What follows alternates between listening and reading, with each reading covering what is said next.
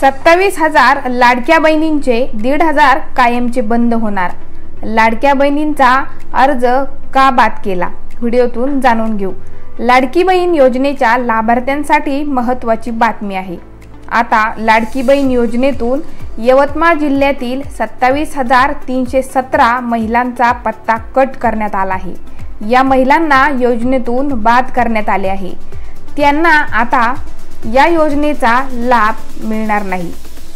विधानसभा निवडणुकीपूर्वी महायुती सरकारने माझी लाडकी बहीण योजना सुरू केली।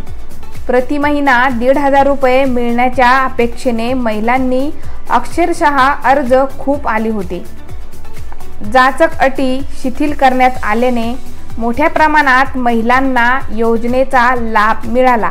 मात्र या योजनेमुळे शासनाची तिजोरी खाली होत असल्याने अर्जाला कात्री लावणे सुरू करण्यात आले। आता महिलांचे अर्ज बाद करून लाभ देणे बंद करण्यात येत आहे।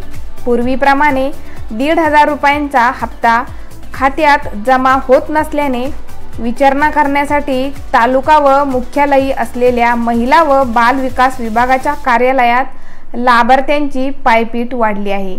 नवीन नोंदणी बंद असल्याने अर्ज करता येत नाहीत। अशात यवतमाळ जिल्ह्यातील 27,317 लाडक्या बहिणींचा पत्ता कट करण्यात आला आहे। तर या महिलांना अपात्र का ठरवण्यात आले? लाडकी बहीण योजनेत फक्त जे लाभार्थी निकषांमध्ये बसत आहेत त्यांनाच योजनेचा लाभ मिळणार आहे। ज्या महिलांच्या घरी 4 चाकी वाहन आहे, जे लाभार्थी आयकर दाते आहेत, नमो शेतकरी सन्मान निधी या योजनेचे लाभार्थी आहेत, संजय गांधी निराधार योजनेचे लाभार्थी आहेत, एका कुटुंबातील लाभार्थी अर्जदारांची संख्या जास्त असल्याने अर्ज बाद करण्यात येत आहेत। यवतमाळ जिल्ह्यात आतापर्यंत 27,317 लाभार्थ्यांना अपात्र ठरवण्यात आलेला आहे। लाडकी बहीण योजनेचे अपडेट जाणून घेण्यासाठी आमच्या चॅनलला सबस्क्राईब नक्की करा।